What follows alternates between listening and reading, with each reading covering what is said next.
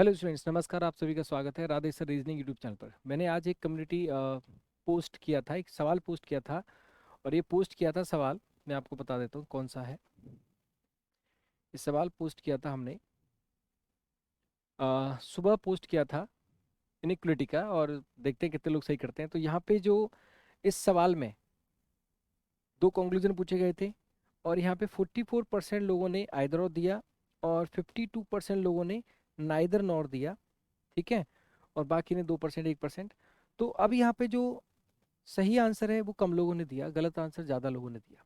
ठीक है, मतलब आपका जो 44% है वो सही लोगों ने दिया आंसर, जो कि कम परसेंटेज है, और 52% दिया ज़्यादा लोगों ने, जो कि गलत आंसर है। इस क्वेश्चन का आंसर क्या है? आइदर और। कैसे है एक बार समझ लो। ऐसा समझो कि फिर आपको कोई दिक्कत ना हो। जैसे देखो, स्टेटमेंट क्या था। स्टेटमेंट की बात करें तो हमारे पास जो स्टेटमेंट है वो क्या है?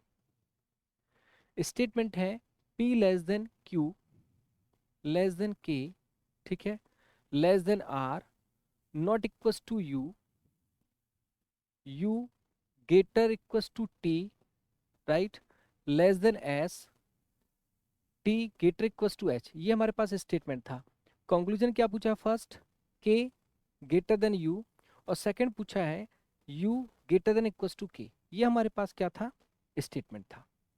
अब बात को समझना, यहाँ पे आइदर और आएगा। कैसे आएगा? अब देखो, अगर हम के और यू की बात करते हैं, के से यू की बात करते हैं, के से यू जो रिलेशन है वो क्या है? Not defined. Not equal to का मतलब क्या होता है? देखो, किसी भी दो एलिमेंट्स के बीच में मैक्सिमम से मैक्सिमम तीन पॉसिबिलिटी होती है।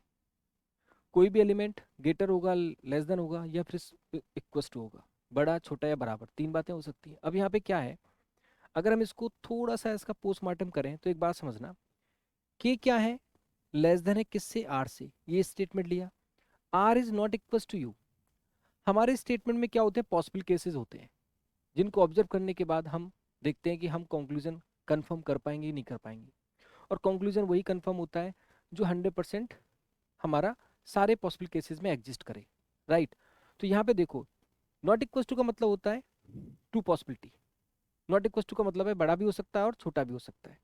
तो जैसे अगर मैं इसके पॉसिबल केसेस की बात करता हूँ, एक हो सकता है कि के हमारा क्या है? छोटा है आर से, और आर क्या हो? बड़ा हो यू से। एक तो ये पॉसिबल केस हो सकता है नॉट इक्वल टू का मतलब। दूसरा ये हो सकता है के क्या है? छोटा है आर से, और आर क्या है? लेस देन हो यू से। अब दो संभावनाएं चल रही है स्टेटमेंट में। अगर ऐसा होता है कि आर लेस देन यू से, तो के लेस देन है आर से, आर लेस देन यू से, तो ऐसा हो सकता है कि के लेस देन हो यू से। ये क्या है? संभव है, श्योर नहीं है, क्योंकि ये संभावना का पार्ट है। ऐसा हो सकता है, क्वाइट पॉसिबल। बट अगर आर बड़ा हुआ यू से, तो इसके बीच में क्या रिलेशन आ गया? देखो, यहाँ पे अपोजिट साइन आ गया। और अपोजिट साइन का मतलब आप जानते हो कि अगर मैं यहाँ पे आपको थोड़ा सा डिटेल में ले जाऊं, तो आर दोनों से क्या गेटर है?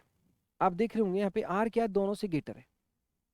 आर किससे गेटर है? के से भी गेटर है, और किससे गेटर है? यू से भी गेटर है।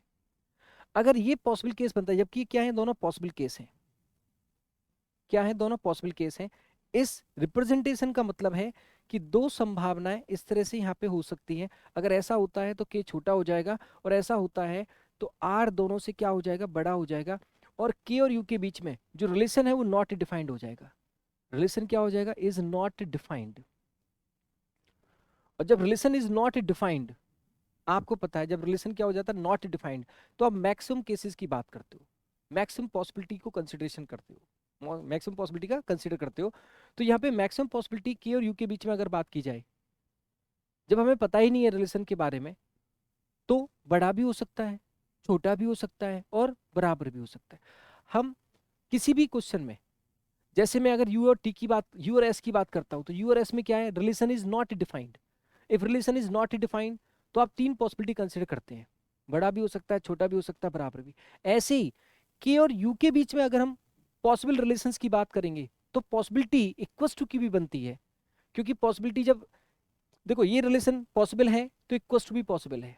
If this relation is possible, तो equal to is also possible, less than is also possible, greater than is also possible. तो यहाँ पे मैक्सिमम पॉसिबिलिटी कितनी हो गई? आपकी 3 हो गई।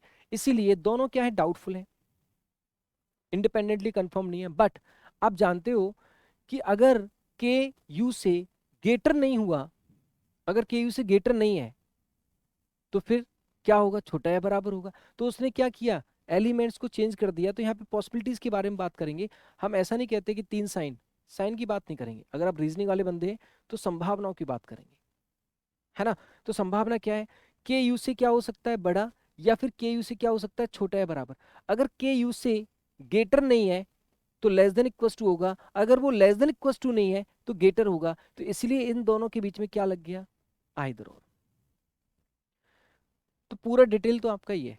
मतलब देखो, अगर आप रटते हैं चीजों को लेकर तो हो सकता है कि आपका आंसर गलत हो जाए, लेकिन आप चीजों को समझ कर करते हैं तो कभी भी आंसर गलत नहीं हो सकता। तो इस क्वेश्चन का आंसर की अगर हम बात करें यहाँ पे, तो इस क्वेश्चन का जो आंसर है दोस्तों वो क्या होगा, दोनों डाउटफुल हो जाएंगे, और डाउटफुल होने के बाद यहाँ पे आएगा आंसर आइदर फर्स्ट और सेकेंड। कमेंट करके जरूर बताना, जिससे कि ऐसे ही छोटे छोटे चैलेंजिंग क्वेश्चंस आपको कम्युनिटी पोस्ट पर देकर उसके बाद इसके सॉल्यूशन हम ऐसे ही डिस्कस किया करेंगे। ठीक है, तो कमेंट जरूर करना, बताना कि आपको समझ में आया कि नहीं आया, और ऐसे ही आगे भी सवाल आपको स्लॉग को लेकर, बाकी अदर टॉपिक्स को लेकर भी हम ऐसी कम्युनिटी पोस्ट पे करेंगे और उसको डिस्कस किया करेंगे। तो यहाँ पे 44% लोगों का आंसर बिल्कुल सही है, और जिनका गलत है वो प्लीज़ इस बात को समझें कि रिलेशन इफ नॉट डिफाइंड तो मैक्सिमम पॉसिबिलिटी 3 होंगी, और यहाँ पे मैक्सिमम पॉसिबिलिटी की बात कर रहा है कि या तो बड़ा होगा यू से या फिर छोटा बराबर होगा।